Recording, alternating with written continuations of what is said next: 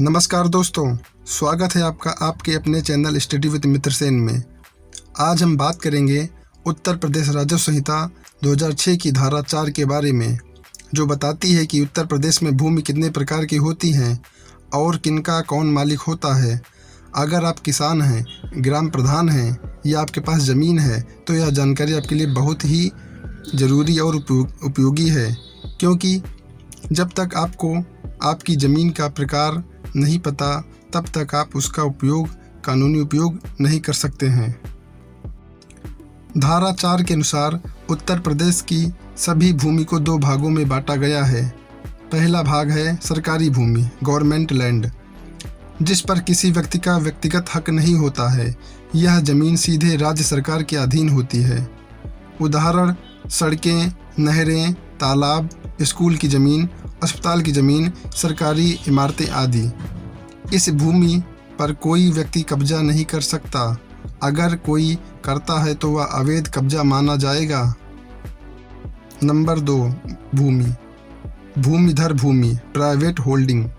ऐसी भूमि जिसका कोई कानूनी मालिक होता है। जिस व्यक्ति का नाम खैतौनी या भूलेख में दर्ज है वही उसका भूमिधर होता है।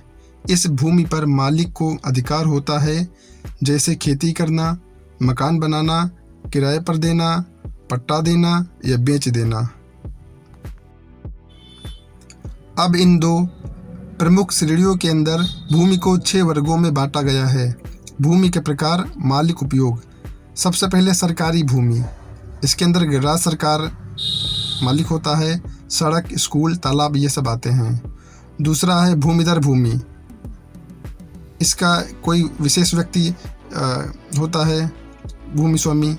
इस पर खेती करना, आवास, व्यापार आदि हो। तीसरी है ग्राम समाज की भूमि। इसका मालिक जो है ग्राम पंचायत होता है, जैसे चारागाह, खलिहान, तालाब। नंबर 4 न्याय पंचायत की भूमि। इसका न्याय पंचायत अधिकार होता है, सामुदायिक उपयोग के लिए होती है भूमि। नंबर 5 नगर निकाय की भूमि। इसका मालिक नगर पालिका होता है या नगर पंचायत। शहरी विकास कार्य के लिए होती है भूमि। नंबर 6 वन विभाग की भूमि। इसका मालिक वन विभाग होता है। वन क्षेत्र, संरक्षण क्षेत्र। उदाहरण 1, गांव में एक चारागाह की ज़मीन है जिसमें कोई 4 दीवारी कर मकान बना रहा है, तो वह ज़मीन ग्राम समाज की है और उस पर कब्जा अवैध होगा। उदाहरण 2, आपके पास खैतौनी में दर्ज 2 बीघा कृषि भूमि है, तो वह भूमिधर भूमि है और आप उस पर पूरी तरह से मालिकाना हक रखते हैं। धारा 4 क्यों महत्वपूर्ण है? जमीन का सही उपयोग और अधिकार जानने के लिए उसका वर्ग पता होना जरूरी है।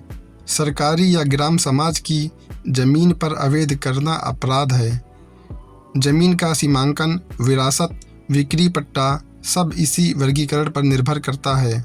अगर आपको पता है कि ज़मीन किस प्रकार की है तो आप अपने हक और सीमाएं आसानी से तय कर सकते हैं।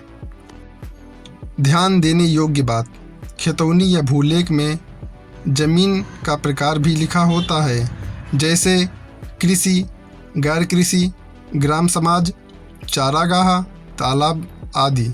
इसलिए खैतौनी को पढ़ना और समझना बेहद ज़रूरी है।